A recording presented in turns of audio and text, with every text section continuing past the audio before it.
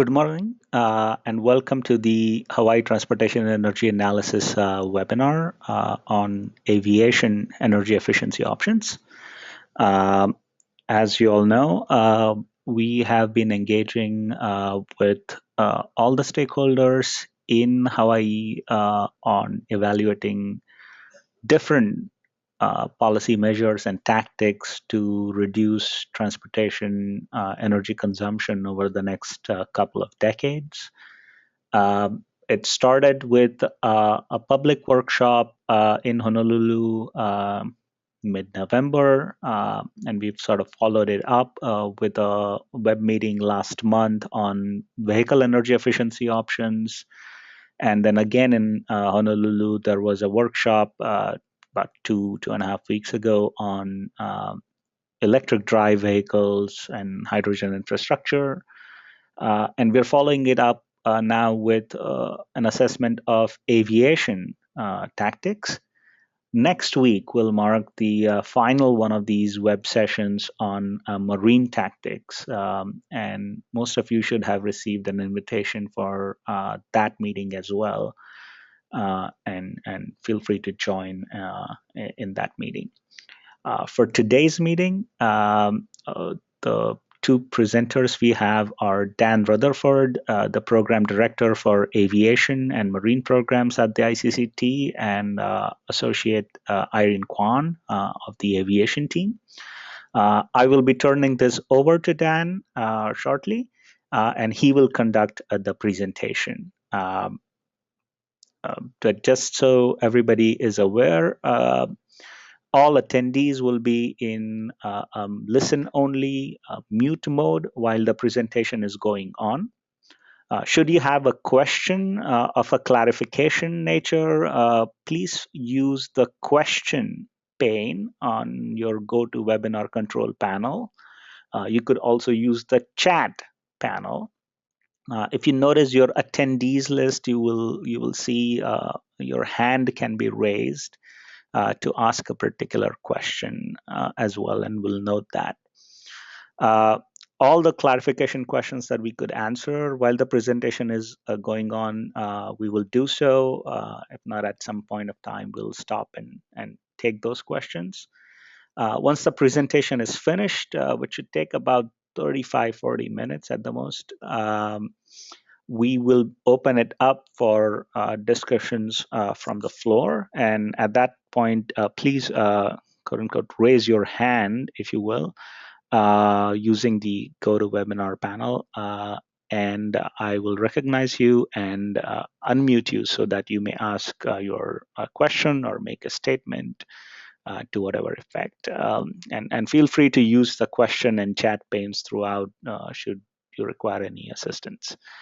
So with that, I will hand it over to Dan. Dan, you should be unmuted by now, and we can get started. So welcome again. Great, thank you, Anoop, and welcome to everyone who is dialing into the webinar. As Anoop already mentioned, my name is Dan Rutherford. I am the ICCT's Program Director for Marine and Aviation. And I'm happy to have a chance to walk people through our preliminary ideas on potential tactics to reduce aviation fuel use.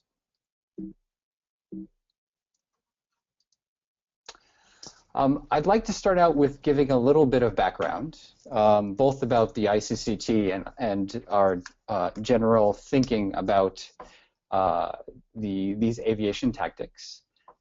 For those of you who are not familiar with our organization, the ICCT is a nonprofit research institute that works across a variety of transport modes to help promote policies to reduce air pollution and climate change impacts. We work on cars, trucks, buses, and my staff and I work on aircraft and marine vessels as well. We have a global outreach. We work with a council of environmental regulators and policy shapers worldwide to help disseminate best practices to control emissions. We have a special focus on the largest markets in the world. Generally, we focus on the top 10 vehicle markets for road transport. In the case of global industries like aviation and marine, we tend to do most of our work in the UN forums, which make policies relative to those modes. So we do a lot of our work in the International Civil Aviation Organization, or ICAO, and also in the International Maritime Organization, or IMO.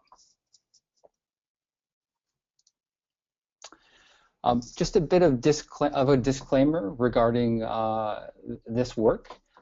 In this case, ICCT is acting as a contractor to the Department of Business, Economic, and Tourism. As such, the views and opinions expressed in this presentation are those of the ICCT and its staff, and may not necessarily represent the position of DBET. This slide lists the areas of focus of the overall project. As Anoop suggested, we are focused on transportation energy use. Obviously, there are a variety of consumers of fuel in Hawaii. We are working on light as well as heavy-duty vehicle efficiency improvements. Transition to electric drive vehicles, that is electric vehicles and fuel cell vehicles. We've also been looking at alternative fuels, including biofuels and natural gas.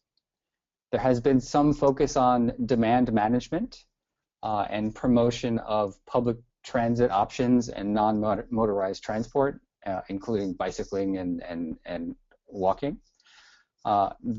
And also focusing on aviation efficiency and marine efficiency.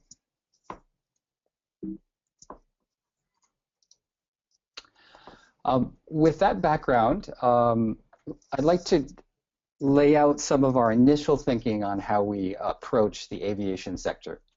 Our focus here has been on aircraft and airline fuel efficiency, as opposed to some other potential ways to reduce fuel use. For example, airport ground service equipment or alternative fuels. To break that out a little bit more, the question of ground service equipment, we have filed under, in essence, the electric drive portion of the project. Therefore, we won't be talking about GSE today. Furthermore, we have approached the question of aviation alternative fuels under the fuels portion of this project. So we will not be discussing that directly today. This slide does lay out some of our basic thinking for why we should be focusing on aircraft and airline fuel efficiency rather than aviation alternative fuels. In general terms, the focus, for alternative fuels for the aviation sector is very much on the creation of a drop-in jet fuel. The literature that we've surveyed concludes that creating a drop-in jet fuel from a biofuel feedstock is likely to be more complicated than producing biodiesel or ethanol for use in ground transport. And this complication is expected to increase capital and production costs. You can see a few figures here on the slide based upon a recent report from NREL, pegging the cost of producing biodiesel at about $2 to $2.50 per gallon, in contrast to renewable jet fuel, about $4 to $6 per gallon, and as high as $17 per gallon for algal-based jet fuels. It's important to stress that these are the production costs. They are not the prices of the fuels, which we would expect to be somewhat higher due to the need to distribute the fuels and also the need to obviously profit from their sale. For this reason, the conclusion of our fuels work for this project has concluded that to the extent that the state of Hawaii subsidizes alternative fuels, it is most likely that those subsidies would be more beneficial in the road transport sector than for the aviation sector. With that background, let's talk about the constraints that we're working under. I think those who have dialed into this webinar are probably quite aware of this. But the reality is that the vast majority of the policymaking related to aviation emissions and aviation efficiency does not happen at the state level. There's a lot of work that's done at the international level, at the International Civil Aviation Organization, or ICAO. There is an increasing amount of work at the national level here in the US, but there is not that much work at the state level. And this fact had very strong implications for the tactics that we developed and analyzed under this part of the project. At the international level, the ICAO is currently working on establishing 2 policies that could influence aviation efficiency. The first is the creation of a global CO2 standard for new aircraft. In essence, this is an efficiency standard similar to what has been established for passenger cars and trucks at the national level, and also for marine vessels at the international level. The CO2 standard would cover new aircraft only, and it's anticipated to be completed in 2016. There are also efforts to create economic incentives to price carbon for international aviation. ICAO is working to develop a market-based measure,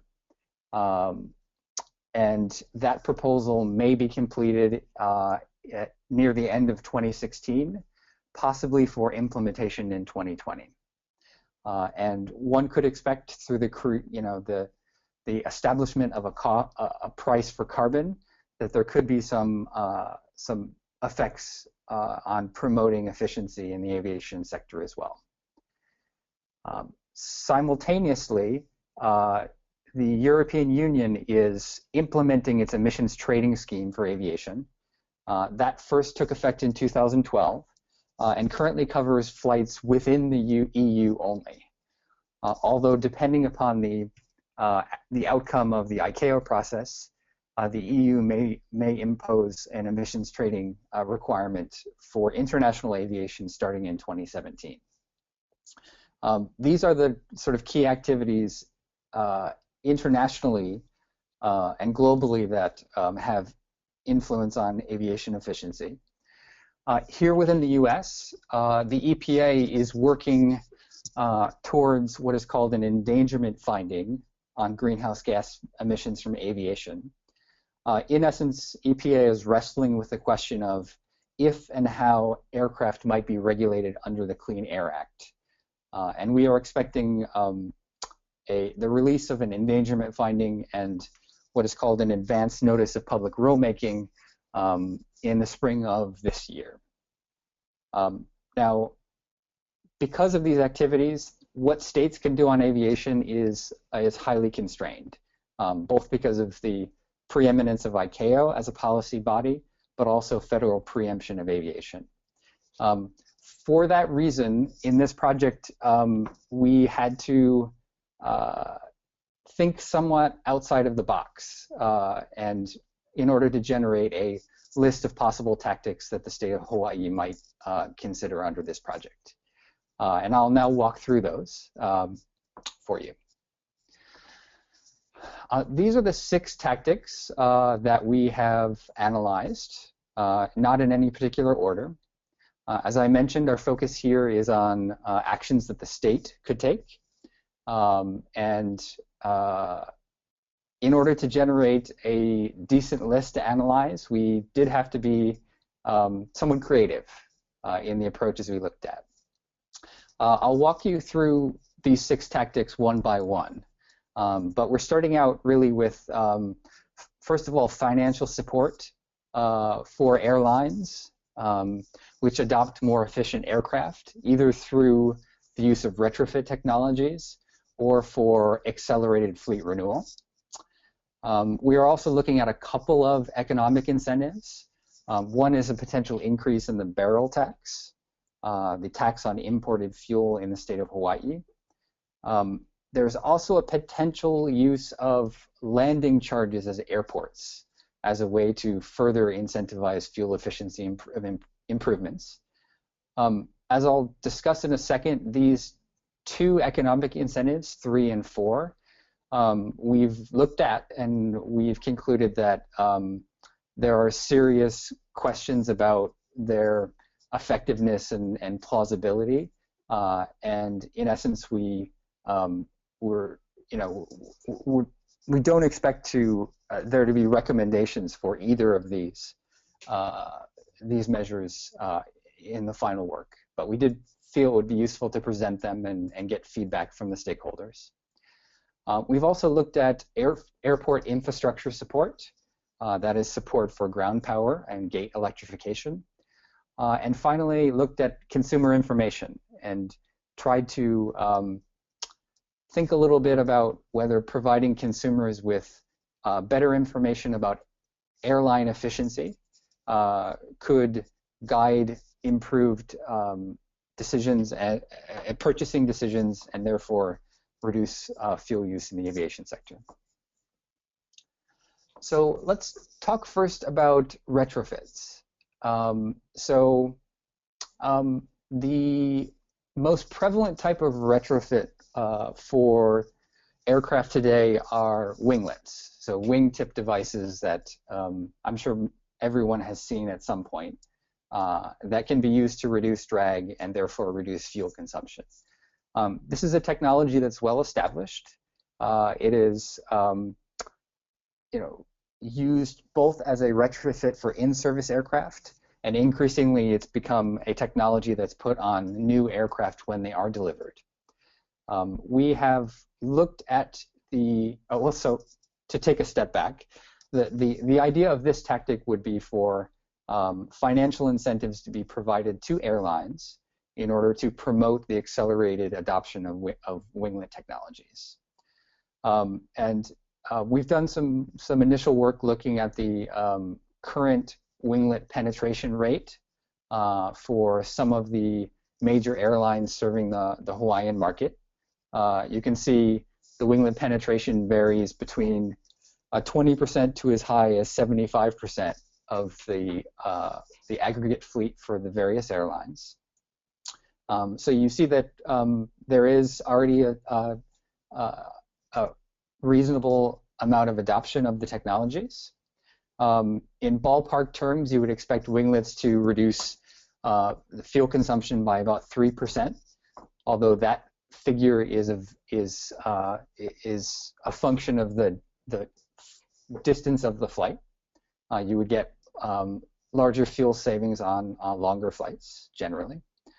A weighted average of the current penetration rates for winglets is about 40%. So we do think there is space for some of the airlines to more aggressively pursue the retrofits. Our estimate at this moment is if the remaining aircraft were retrofit with winglets, fuel savings could be on the order of about 4 million gallons per year.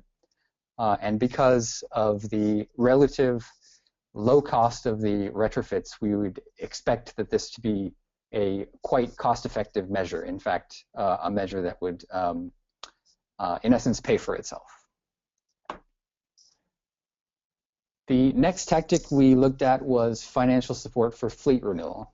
And there's a nice contrast here between the cost-effectiveness of retrofits and the relatively high cost of early retirement or replacement with more fuel-efficient aircraft. We've looked at a couple of cases. As a base case, looked at the economic case, the costs and benefits for replacing a 10 to 20-year-old A320ceo. That's sort of the current A320 that's on the market, with an A320neo, which is the new engine option, which will be entering into service later this year. it won't surprise people to hear that early retirement of an aircraft, in essence, you're taking a large capital hit for an aircraft that could otherwise be used. We do expect that there could be significant fuel savings for a given aircraft on the order of 80,000 to 200,000 gallons per year, but that there will be high cost associated with early retirement, as you can see. If you're looking at other options for fleet renewal and fleet replacement, one potential area of interest could be the replacement of single-aisle aircraft used for intra-Hawaiian flights with turboprops. It may be a little bit counterintuitive, but compared to especially regional jets, turboprops are quite fuel efficient because of the underlying propulsive efficiency of the engine. So if you move from a comparable regional jet to a turboprop, you can expect about a 20% fuel savings. Now, it's important to note that there are currently limits on the size of commercial turboprops, generally about 70 seats. And so in many cases, if you are trying to replace a single-aisle aircraft operating on intra-Hawaiian flights with a turboprop, that could require down gauging. It could require, in essence, more than one turboprop replacing a single-aisle aircraft, leading to additional operations and potential cost increases. In summary, in balance, looking at support for fleet renewal, we do not expect that this would be a cost-effective way to reduce fuel use in Hawaii. With that, let's talk a little bit about economic incentives. We looked at two. One is a potential increase in the barrel tax, and the second is related to airport landing charges. Now, we analyzed a potential increase in the barrel tax, and we've concluded that it is a relatively infeasible option and is unlikely to be implemented. That being said, since our list of potential taxes for this sector is relatively short, we did feel it was worth analyzing, worth presenting to you, and worth getting your feedback on. The way we've analyzed this, in essence, is as a demand response. So assuming that the elasticity of demand for aviation is about 2, fuel at about 30% of operating costs, and about 20 cents per gallon tax on fuel, we'd estimate that you could expect a demand signal of, a demand response of about 6%. That is, demand for aviation could fall by about 6%. In doing so, you would have fuel savings, obviously, on the order of about 15 million gallons per year. However, we would also expect, a countervailing impact of reducing imports, therefore constricting supply of fuel. So, obviously, a 6% reduction in aviation demand is going to have knock-on effects for tourism for the state. And also because of these countervailing impacts of reduced demand but also reduced supply, the increase of the barrel tax is not a recommended option.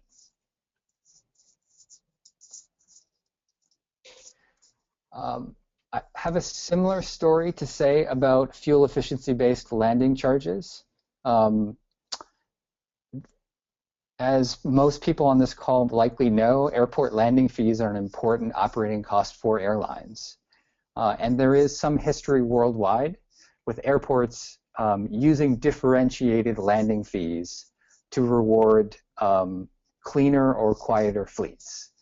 So there are examples of airports, in essence, charging aircraft less that have lower noise or lower NOx emissions, less to land at their airport. No one has yet done this for CO2, for fuel efficiency, and in fact, this might be the first time it's being discussed.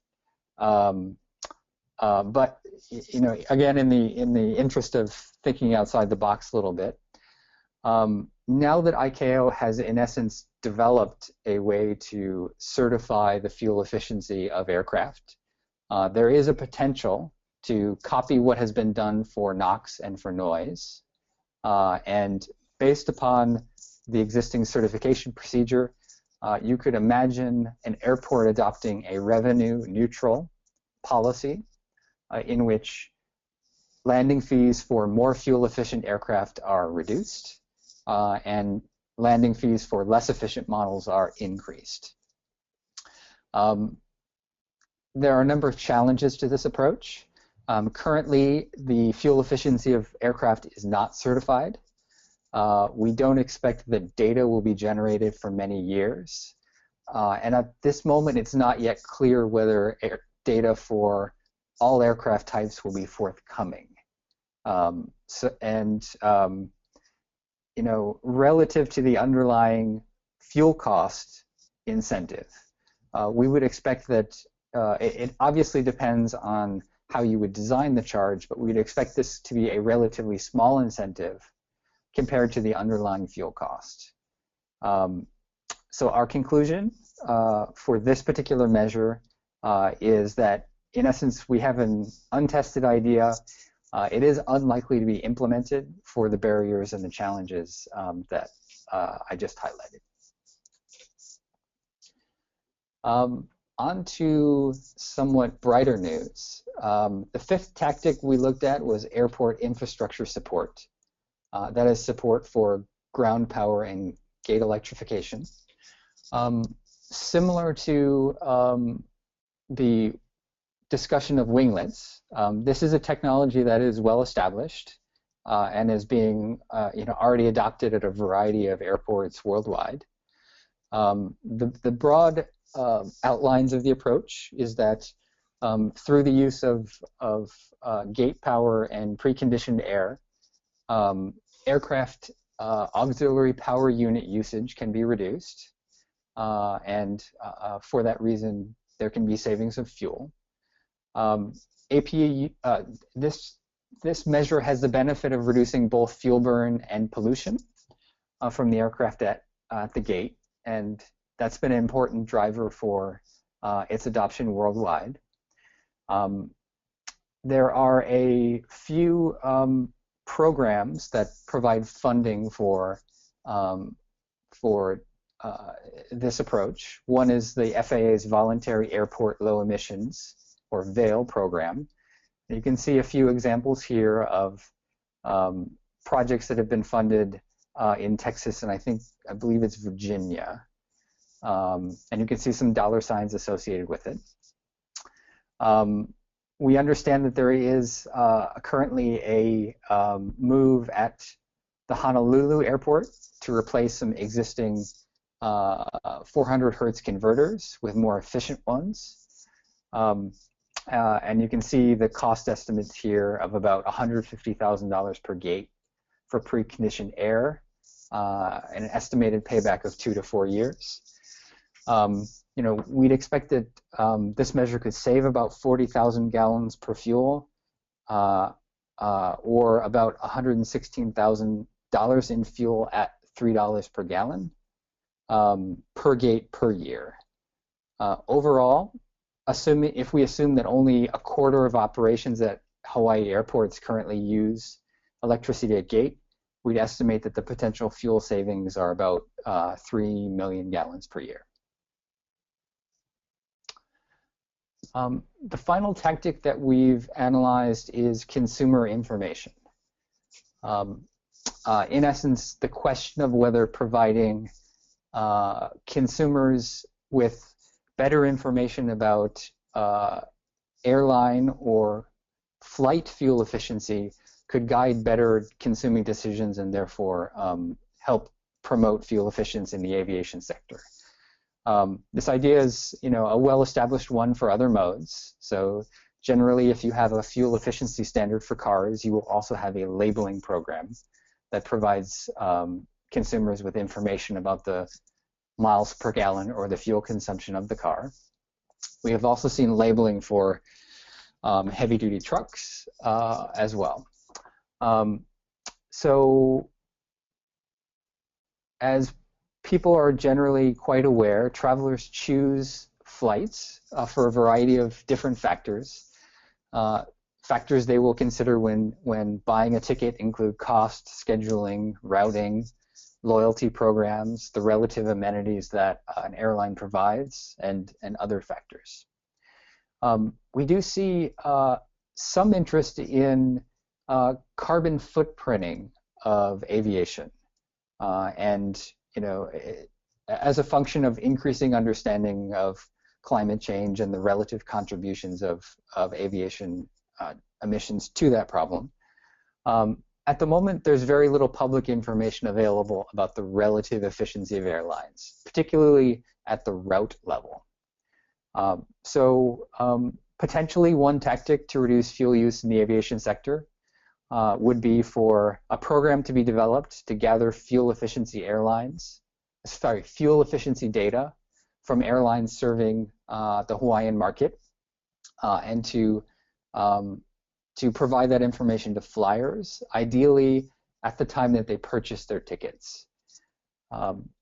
Based upon a analysis of one route between Honolulu and Narita in Japan, we estimate there's about a 7% variation in airline efficiency across airlines that are flying direct flights out of Hawaii.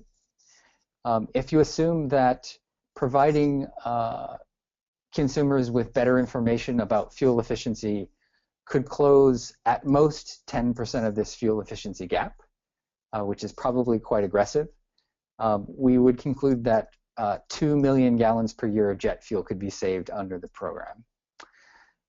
We feel that this is a program that could be implemented. There is a question about the cost associated with it.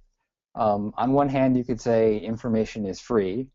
On the other hand, it takes money to gather it, to process it, and also to get it in the hands of consumers. So the cost effectiveness of this approach would very much depend upon the format of the program.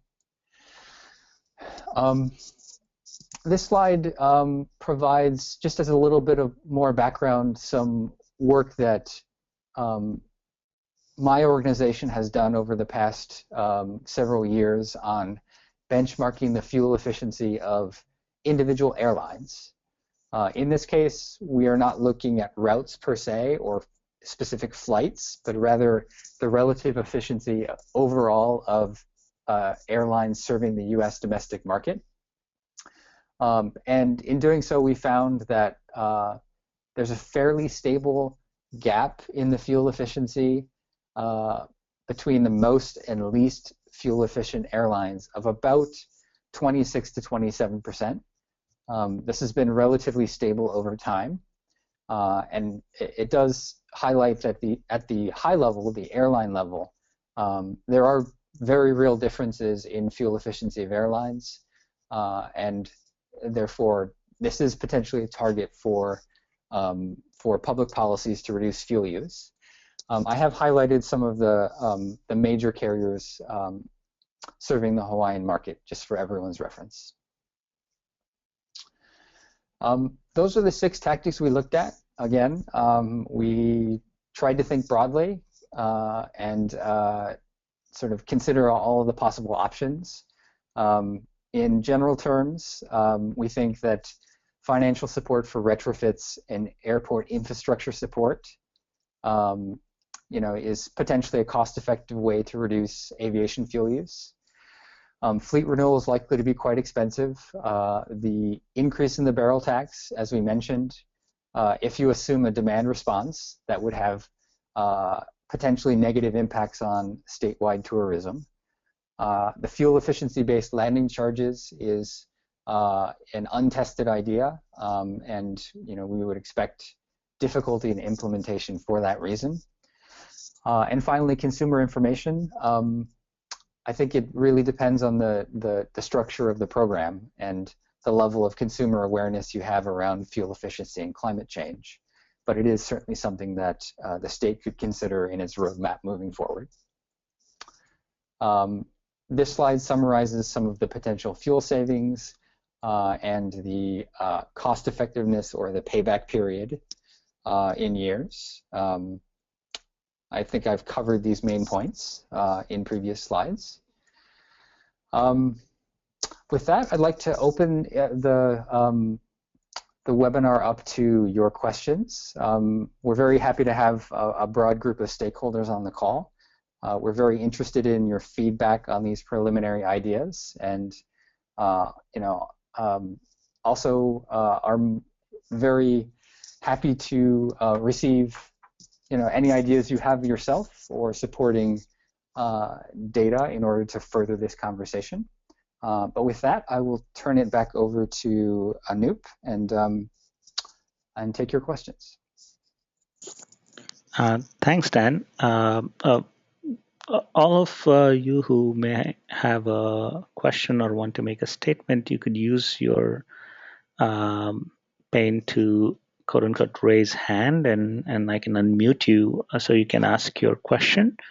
Dan, in the meanwhile, we had a few questions that came in while the webinar was going on, a couple that we already answered either via the chat window, one question being about the price of the fuel, and the other one that's with respect to what their aviation ranking was based on. So people can refer to that pane.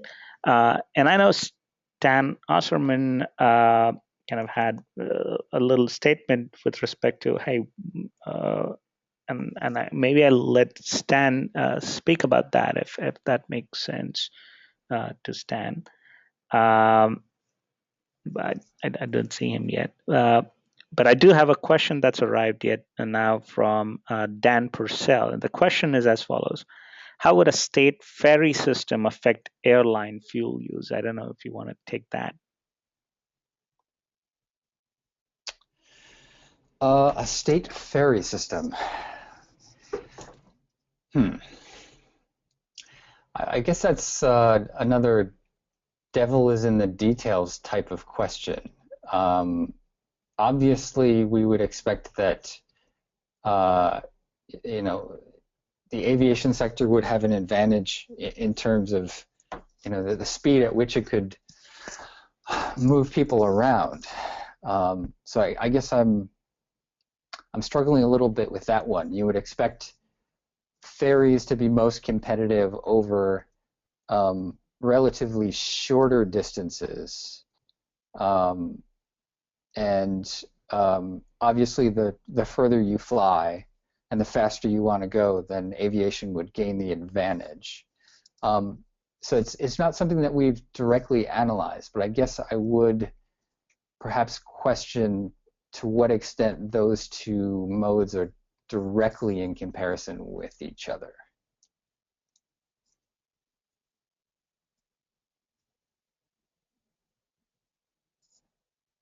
Yeah, if I'm not wrong, there was several years ago an effort to do a very high-speed ferry between two islands, and for a variety of reasons,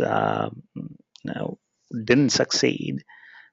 And we are quite not yet sure if the both the economics of it would make sense to some new player, and also whether it would be able to compete on other factors, including support from the locals. But it's certainly an idea that's been discussed before of using marine, especially high-speed ferries, to at least mitigate some of the inter-island travel. But again, if you had some concrete ideas about that, of any possibilities, then that would be great.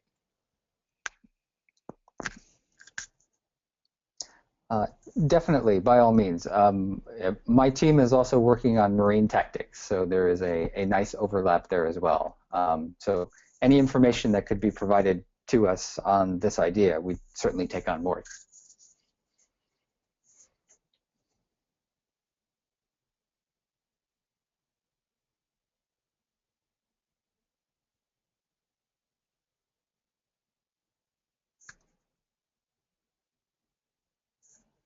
Any further questions? Sensing a pause in our programming. Yes, I just want to see. I still don't see any hands raised on this. Although Linda and Amina have both raised their hands, so I'm just going to go in that order. First, I'm going to unmute Linda, and then I'll go to Amina. Linda, you should be unmuted. Hello, can you hear us?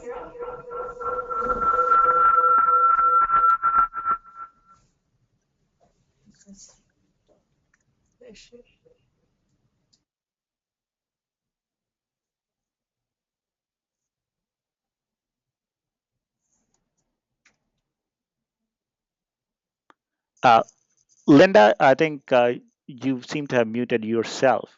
Do you want to still ask your question? Let's go to Amin.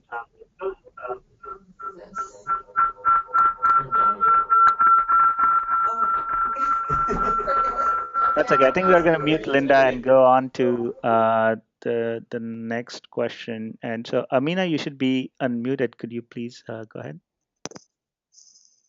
Hi, this is Kava Amina from Pacific Command. Just a question for your presenters. I'm just curious, which airlines or airline representatives were you able to consult with to kind of formulate your recommendations? So this is our first opportunity to present some of the initial work. And so I think this is the option for everybody to give comments and feedback. And I think we have representatives from Alaska here today, American here today. I'm not sure. We had registrations from United and Hawaiian, but I'm not sure if they have joined in. And we should also have a representative from Airlines for America on the call.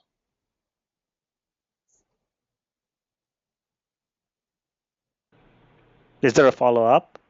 Okay, so at this point, it's for the most part a preliminary search of what you think is in the realm of feasibility, and you're going to follow up with those individuals, or I'm just curious what the next steps are. Yeah, I think our request to all the stakeholders is to send us feedback. You can see Dan and Irene's email addresses with anything that either you agree, disagree, you want to share more data and information, or tactics that we should include, that we should have included but have not analyzed. We would really appreciate that input. Okay, great. Thank you. Thanks. I'm going to unmute Nicholas Antine. Hi, Nick is from Hawaiian Airlines. So here's my feedback. We have the financial support for air conditioning units and electrical units in Aviation. Therefore, it's a very good idea. And so that's the one I would go for as number one by far versus all the rest. Retrofits, you showed a slide with the percentage of winglets on all the aircrafts. And Nicholas, you're very inaudible. Could you please speak up? Is that better now? Slightly better. Yes, thanks. Okay. I was just commenting on all the different ideas. The best by far is the financial support for air conditioning units at the airport. You showed a slide also for the retrofits with the winglets. It's not like we don't want to install winglets on other aircraft. It's just they don't exist at this point. On the 717 it doesn't exist. On the 330 it doesn't exist yet. So by far the best idea is and ground support.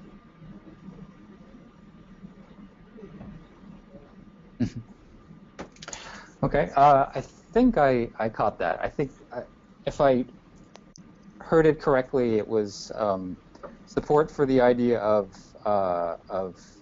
supporting uh, the air conditioning preconditioning tactic and noting the limitations of winglets in terms of the applicabilities to key aircraft types like the 717 and the A330. Was that correct? Yeah, sorry for the bad connection. Okay. Yes, that's very useful feedback. We have some understanding of the fleets that various airlines are using, and there are differences in network structures and the aircraft that's being used. So definitely that's useful feedback that we'll take on going forward. Thank you. Um, so Dan, here's a question. I'm not sure you will have an answer to this, but I don't know whether Dan would actually like to make a comment. So Dan Purcell asked a question about how international flights directly to Kona would affect things in terms of fuel consumption.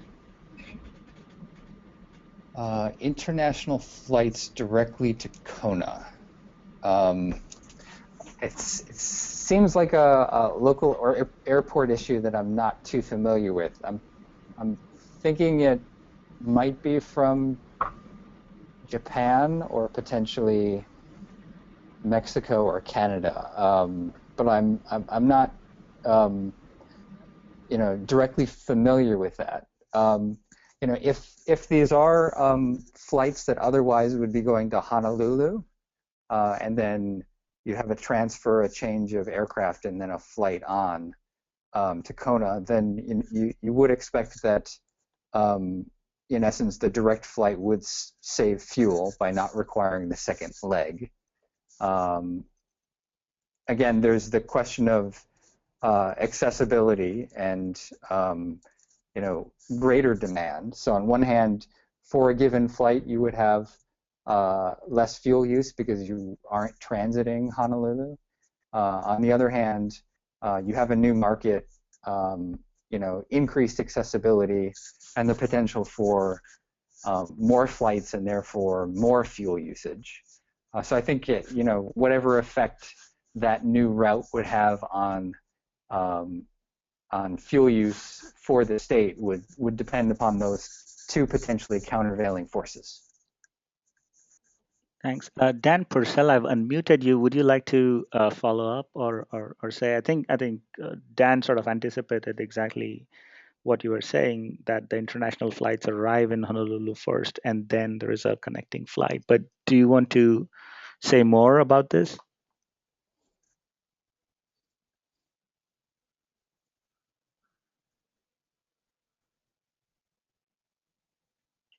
Okay, great. Thanks. No problem.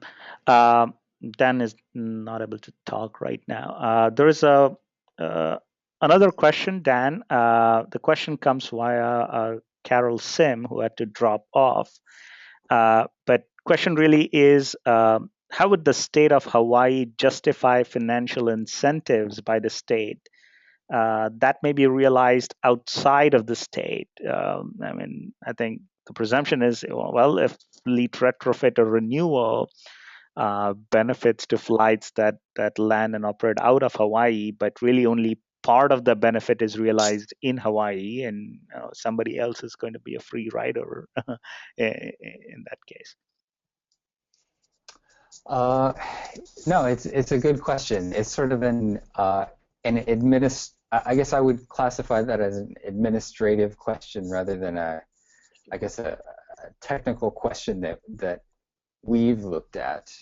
So yeah, I agree with the premise of the question. You could have spillover effects, in essence, that reducing fuel use, in essence, from flights departing Hawaii, you would also get the benefit of reducing fuel use for flights coming into Hawaii and purchased in other states. And it is, in essence, for this, this reason that aviation has been treated as, if not a national issue, then as an international issue. So I think you've highlighted one reason why traditionally the UN is very active in this area and the US government is very active, but the states don't necessarily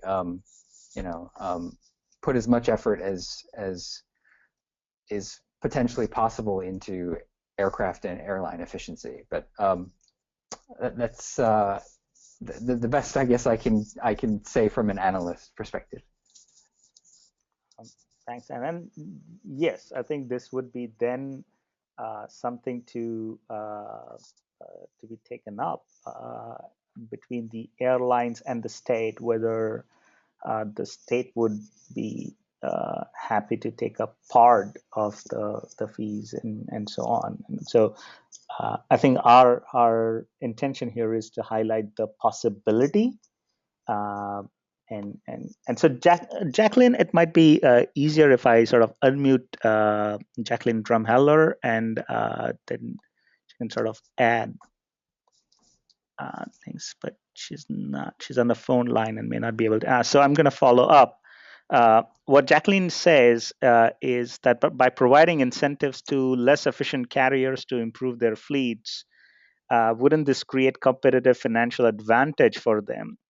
So carriers like Jacqueline's Alaska that have already invested millions of dollars in efficient fleets would, by comparison, be disadvantaged.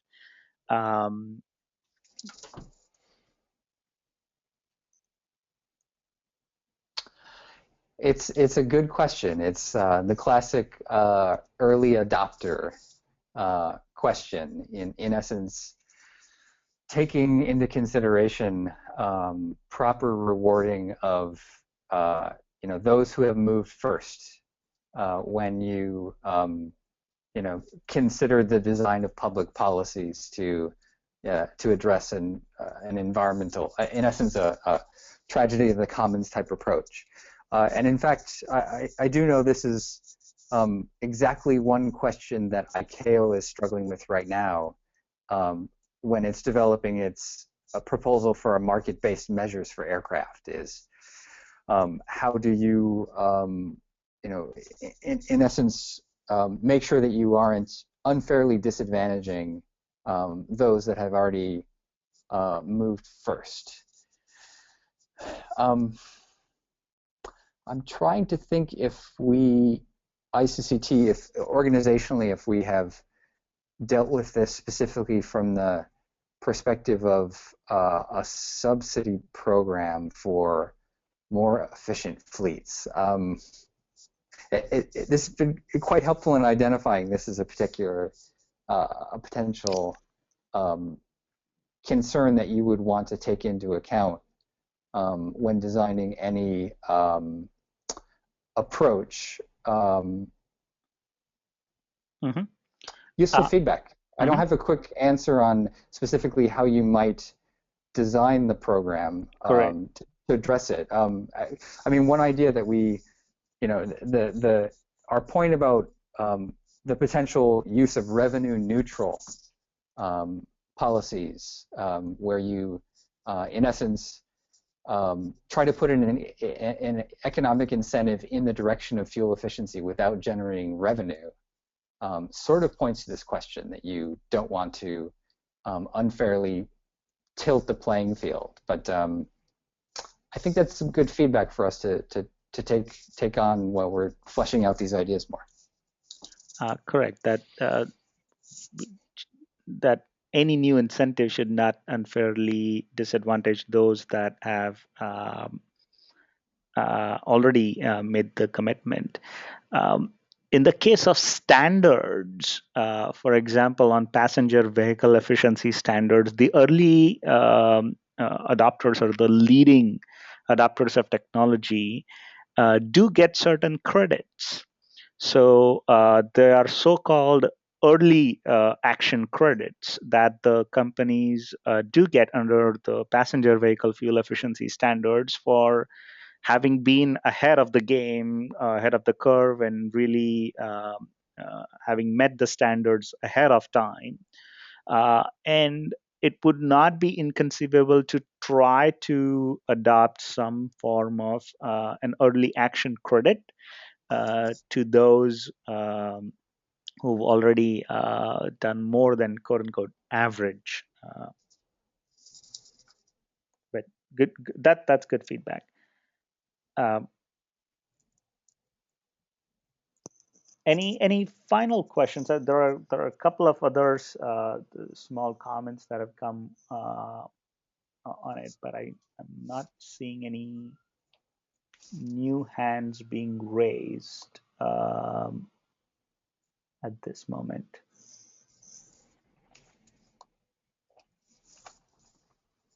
So I'll just wait for 30 seconds about it.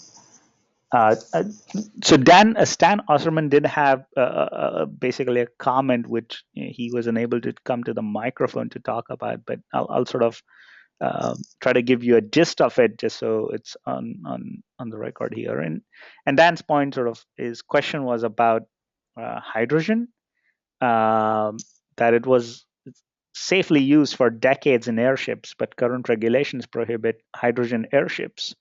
So the question really is, could airships be feasible for Hawaii interstate cargo or passenger flight? Was it interstate cargo? The inter-island cargo. So it could be very short distances. Yeah, I only have the slightest familiarity with this sort of development. I do know that there is some work on potentially the use of airships for point-to-point cargo movement, and there are some sort of merits of that approach, given that if you have a cargo that needs to go point to point and it not necessarily is time sensitive, that it might be a good way to move it around. That is not something that we've looked at. That's yeah. I'm impressed by the sort of out of the box thinking. That's more out of the box than we have done for this project to date. But again, in the interest of continuing the work, if any information or data can be provided on that, we'd certainly take that on board.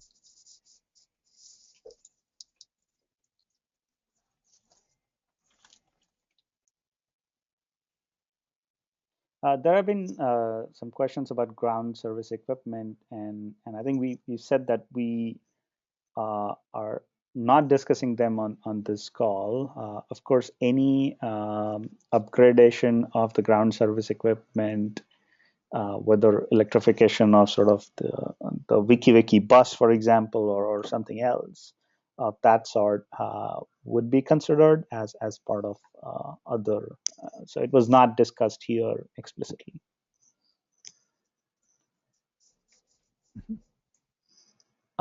That's about it. I think on this slide you see the web page for the Hawaii State Energy Office Facebook page, the HCEI website, where slides from this presentation will be posted later this week.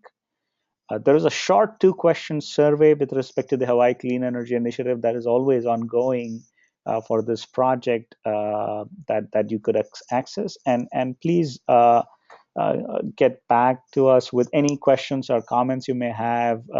We did get some useful feedback on this webinar, but if something that occurs to you afterwards, we'll take that into consideration as well. So thank you very much and have a good day.